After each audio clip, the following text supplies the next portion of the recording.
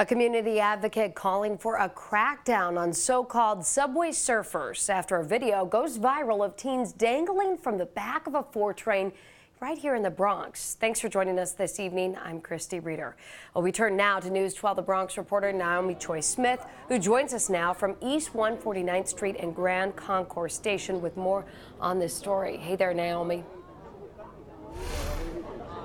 Hi, Christy. Well, subway surfing, it may make you a viral sensation, but it could also kill you. That's the message community advocates want to spread here after 3 teens were caught hanging off the back of a train here earlier this week. Just take a look at this video. It's a viral video posted by Alex Campus on Facebook, showing 3 boys hanging precariously off the back of a 4 train at rush hour Tuesday as it pulls away from the packed platform at 149th Street Grand Concourse.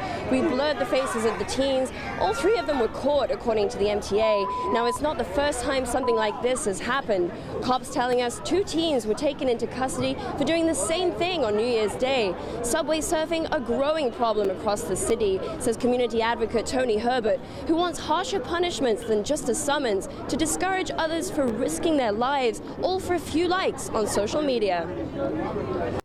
They should also be put in some position where they are doing some kind of a community service in the subway. And that should be done. Maybe let them see the rats run around and go clean up behind them. And that'll probably, hopefully, scare them straight. It's really shocking. I mean, how long were they riding the back for? Like, why did no one say anything? They could have died. Now, police telling us they are aware of the incident and are looking into it. On the Grand Concourse, Naomi Choi-Smith, News 12, The Bronx. All right, Naomi, thank you. Well, meteorologist Mike Rizzo joining us now for your weather on the Tuesday. Hi there, Mike. Gorgeous day today. Yeah, Chrissy, great day right now. And as we take a look outside and sound you, the sunset's looking gorgeous as well. A thin layer of clouds overhead, but don't worry, folks. Those clouds are not going to be sparking up any showers or even snow across our borough. Temperatures well above freezing right now in the mid-40s, if not the upper 40s in Melrose. 51. Look at that, actually. Port Morris at 51 as well. Eastchester at 45. Throgs Neck 45 as well. And City Island coming in at 46 degrees. We're very mild for this evening, and we're going to stay milder for tonight, too, thanks to the blanket of clouds that we have overhead. Satellite and radar shows just that over the Bronx right now. And if you take a look at the regional picture here, those clouds are all across much of the area. So we're going to be dealing with that for the night tonight. And tomorrow we'll wake up with more of a sunny sky, but don't be fooled. The clouds will be coming right back.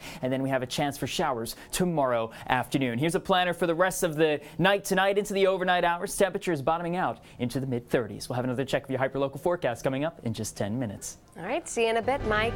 Well, Donald Trump spending his final day before tomorrow's inauguration in our nation's capital, taking part in a series of traditions customary before taking office. The president-elect joined Vice President-elect Mike Pence and the First Family at Arlington Cemetery, laying a wreath at the tomb of the unknown soldier. And the president-elect also spoke at an inauguration luncheon where he touted his growing relationship with House Speaker Paul Ryan. All this after his motorcade left Trump Tower on its way to LaGuardia Airport, you see it there, where he boarded an Air Force jet, eventually landing at Joint Base Andrews near Washington. And of course, remember, News 12 will have live coverage of Donald Trump's inauguration starting at 11:30 in the morning tomorrow. You can also stream it live on news12.com.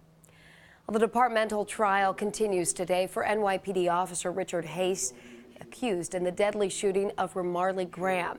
Now, Hayes followed the unarmed teen into his Wakefield home and shot him in 2012. Attorneys in the case insist the officer had reason to believe Graham had a gun, but a lawyer for the police department also says Hayes should be kicked off the force for demonstrating poor judgment. Graham's family has previously settled a wrongful death suit against the city for nearly $4 million. Well, harsh accusations from the New York Civil Liberties Union. The group saying increasing numbers of NYPD officers are under fire for abuse and misconduct. The study, cited in the Daily News, says the Civilian Complaint Review Board found evidence in more than 1,100 cases between 2014 and 2016, an 82% spike compared to the 3 years beforehand. Also, out of the 518 officers the review board found fault with in 2016, none were fired. Now, we reached out to the NYPD but have not yet heard back. And if you're one of those drivers who tends to skimp out on the tolls, well, listen up. A new regulation now allows the state's Department of Motor Vehicles to suspend the registration of any driver who fails to pay 3 or more toll violations in a 5-year span. Now, repeat offenders will also be required to pay outstanding tolls on top of fees to get charges dismissed. Governor Cuomo says toll evaders are taking advantage of the rules at the expense of law-abiding New Yorkers. You're watching News 12, and still ahead tonight, only on 12, the Department of Education speaking out on violence inside a Bronx middle school. The update you don't want to miss. Plus, Mike Rizzo is going to be back with your weather on the 2. Stay tuned. Welcome back. Well, in News 12 follow-up on a story you saw only on 12 yesterday. Today, the Department of Education officials, including their boss, are addressing the ongoing violence happening inside Morris Heights Middle School, MS 232, meeting with parents about the issues. News 12 The Bronx reporter Rena Roy has her exclusive story from McCombs Road. In this exclusive student cell phone video you saw only on 12 Wednesday, we took you inside the walls and classrooms of MS 232. Fighting all over school grounds during school hours. Thursday morning, parents got their first chance for a face-to-face with school leaders to demand answers. Everybody's stressed out with it. They want change. Our cameras were not allowed in the meeting, but parents tell us school safety officers, Principal Nicole Thomas, plus the District 9 Superintendent Leticia Rosario Rodriguez were all there to hear concerns. There's no respect here. They say they're going to investigate. A packed house, we're told, of over 50 parents showing up to this planned meeting in shock. Stop the violence, stop the fights, and put some authority in the school. Many after seeing our story on the air. Last night's report on Bronx News, it showed violence. I mean, a lot of fighting. Videos we also tried to show to City Schools Chancellor Carmen Farina last night in the Bronx. Chancellor Farina, if I could just have 1 second of your time. We've been trying to get an interview with you about MS 232 in the Bronx. There's a lot of fights going on. We tried to speak to her at an event after her office declined our requests for a sit-down interview. They did agree to let us interview her today in Brooklyn. We showed her one of the videos, and this was her response. Well, safety is always our first concern. Parents need to understand that within minutes of hearing about, we have someone in the building. So I think they can rest assured that this is going to be handled. But when I spoke to a school safety officer off camera, he told me that sometimes the safety staff isn't even informed about the fights. So parents want more security, more officers, and possibly even a new principal. It all boils down with the principal. For now, though, that meeting is all the hope they can hold on to, with the district superintendent promising change. The opportunity is there. Now we just need some action. Rosario shook her head. She says, don't worry about it. We'll take care of it. I hope this is heard. There has to be change. Now, parents tell me the District 9 superintendent will be regularly working with Principal Thomas starting on Thursday as they launch their investigations to find out what exactly has been going on inside the school here. Meanwhile, as you can see right behind me, there are a lot more school safety officers during dismissal time. From MS 232, I'm Rena Roy, News 12, The Bronx. Rena, thank you for that follow-up. And also new tonight, we're getting a look at what cops took off the street as part of a month-long gang raid. The police department's gang division conducting a search warrant at the Bronx River houses and secured these 5 illegal guns. The suspect in this case is charged with criminal possession of a weapon and criminal possession of controlled substances. 12 on health now. Some alarming figures on sexually transmitted diseases amid men here in the U.S. A study published in the JAMA Oncology Journal finds nearly half of all men have some sort of genital infection caused by an STD, and that 1 in 4 has a strain linked to cancer. Now, it goes on to say that most adults will contract some form of an infection at some point in their lives. Vaccines in preteens and young adults can help reduce these numbers, but experts say vaccination rates are too low. Well, changing gears now, Paul McCartney hoping his actions of yesterday will soon be a thing of the past. The former Beatle suing Sony ATV Music Publishing for the rights to a long list of hits he either wrote or co-wrote with John Lennon. The controversy stems back to 1985 when Michael Jackson outbid McCartney for the group's song catalog. McCartney claims the 1976 Copyright Act should allow him to start reclaiming ownership of the songs next year. All right, we're going to get to Mike Rizzo once again. Hey, we're hoping that this nice trend of weather continues. Yeah, it will. I think it'll continue for another week before things really start flipping the other way. It's a bit of a roller coaster right now, and we're riding up the chain of that roller coaster. But here we are looking at our temperature trends for the past couple of days above seasonal, where seasonal is 38 degrees. Today we hit 49, and tomorrow's forecast still in the 40s, even hitting 50 for some time this weekend. Satellite and radar picture shows a thin layer of clouds over the borough right now, and the rest of the city too. It's going to stick around for the next couple of hours, maybe breaking by early morning. An area of high pressure is in control over much of the northeast, and that high pressure has northwesterly winds filtering into the city as we continue through this evening. 5-15 miles per hour, nothing really to worry about. But a trip down to the south, we do have the southerly winds pulling in moisture from the Gulf of Mexico down to the deep south. This storm that you see right here over the Tennessee Valley is going to work its way up toward the northeast, giving us some showers for tomorrow evening. But first, we'll wake up with some sunshine. 38 degrees. You're watching News 12 The Bronx. We're as local news gets. Well, if you walk through the Bronx, chances are you'll see people hard at work, maybe visiting Arthur Avenue or taking a trip to one of the largest zoos in the country. People just going through their day-to-day activities. But what you might not see is the Bronx's violent underbelly, drug cartels operating near where kids play and possibly near where you live. In our heroin homeland News 12 special report, Eric Stelzer reports on just how bad the problem is and what law enforcement is doing to fight back. The DEA says the Bronx is being used as a heroin mill, so we got in one of these to find out why. The city of New York, a population of more than 8.4 million people. New York City is ground zero for heroin trafficking in the United States. That's James Hunt, special agent in charge of the DEA for New York, talking exclusively with News 12 from the sky above the Bronx. We're going to enter the Hudson about 3 to 4 miles north of the George Washington Bridge. In one of the DEA's largest helicopters, taking us to the locations of some of the largest heroin trafficking busts in the Bronx. We're rolling up on the 238 location right now. The chopper is loud. He tells us the Bronx is being used as a heroin mill by gang members and Mexican drug cartels for massive drug operations. So they're packing the drugs in New York, places like the Bronx, and distributing to other parts all across the country.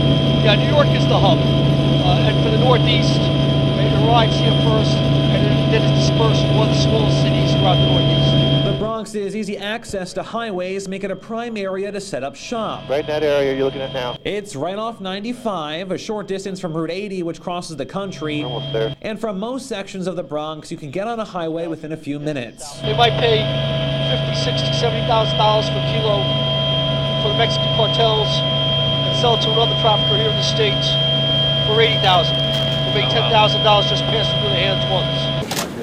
In May 2015, the biggest drug bust in New York State history. Drug organizations throughout New York City and in the surrounding area will be scrambling to find heroin. And they were. 150 pounds of heroin seized, $2 million in cash taken from the Fieldson section in the Bronx. The drug street value, $50 million. We spoke with the New York City Special Narcotics prosecutor, Bridget Brennan, who said the bust had immediate impact, affecting supply in Long Island and New Jersey. And we know that because we heard it on wiretaps that we were running. And we heard it not only in the city, but regionally. Brennan says law enforcement's goal is to control the supply while focusing on prevention and treatment. It's made more difficult when dealing with the violent cycles of the cartel. They have a seemingly endless supply of cash, and like the Fieldson case, are willing to risk it all to make money and get people addicted. In that case, we also seized a couple of $1 million, which was going to be the payment for this load and part of a down payment on the next load that was coming in. That's the level of criminal that we're talking about. There have been numerous busts since then, the DEA helping build cases from the ground and sky, and the Special Prosecutor's Office eventually putting traffickers behind bars. Once we make the case, I can't think of a situation where we've had an acquittal. The city uses wiretaps to track gangs and cartel members down, Brennan's team using them in court to build a case. But tracking them down is what's complicated. It's an elaborate system. We've seen stuff smuggled, narcotics smuggled, tombstones, prostheses, fake legs. The cartels also operate in cells. The DEA saying many members have no clue they're operating blocks away from each other, working for the same people. And when rival cartels cross paths, that's when law enforcement says blood spills onto the streets. That's what you see when they have the violence comes into drug trafficking. It's wars. They're competing for a piece of the marketplace. The Sinaloa cartel, the biggest, everybody wants a piece of their market. The DEA says the cartel prefer to operate in secret. These locations all near major heroin trafficking busts, near parks, tracks, highways, and in some cases, the suburbs. Law enforcement doesn't see them slowing down anytime soon. In fact, they're just looking for what's next. Fentanyl is coming in from Mexico, but it originates in China.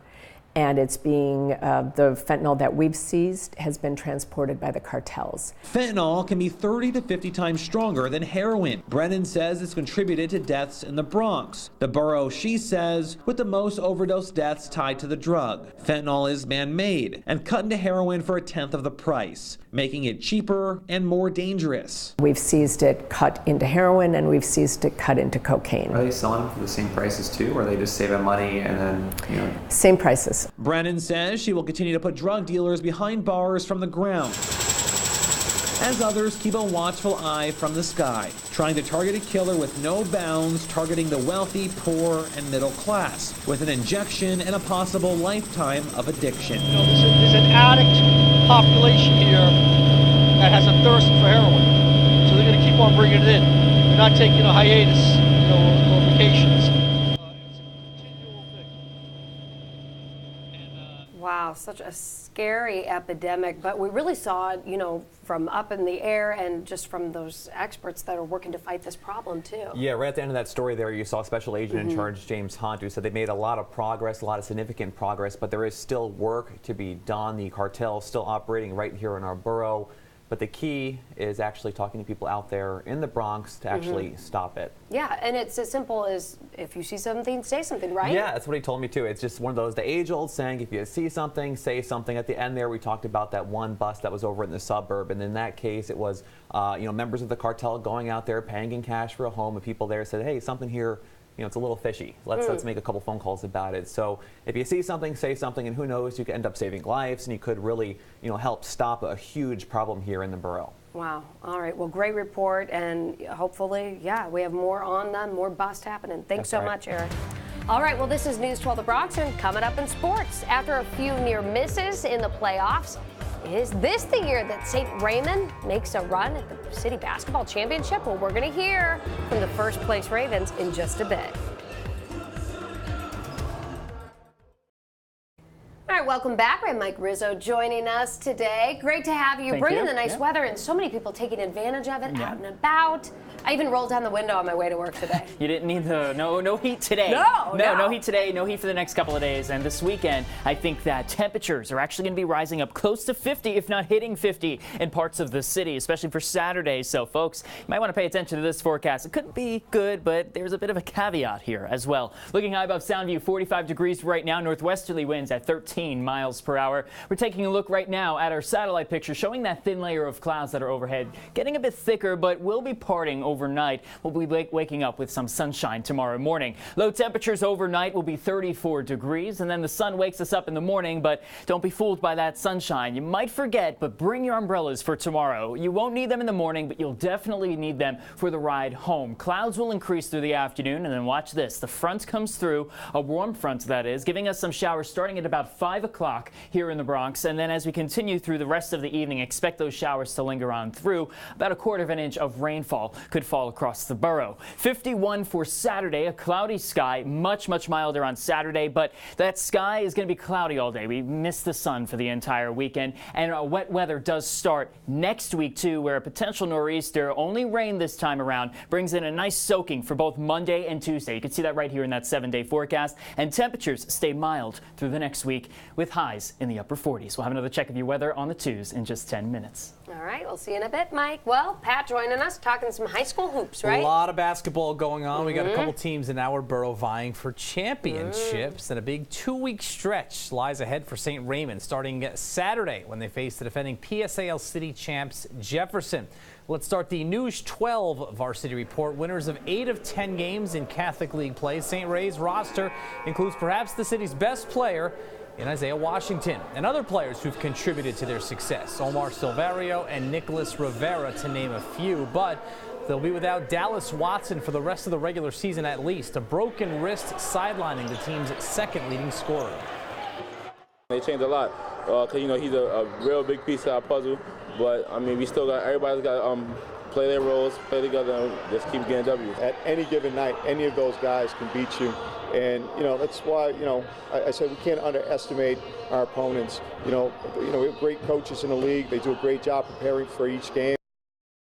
All right, last night, a night of great finishes. Rucker visiting Walton in a big game for Aaron Sanchez. Nifty move here. Sanchez had 23 points before fouling out. Fourth quarter, tight ball game, 10 seconds left. Walton down 3. Louis Florimon, clutch, ties the game, sends it to overtime.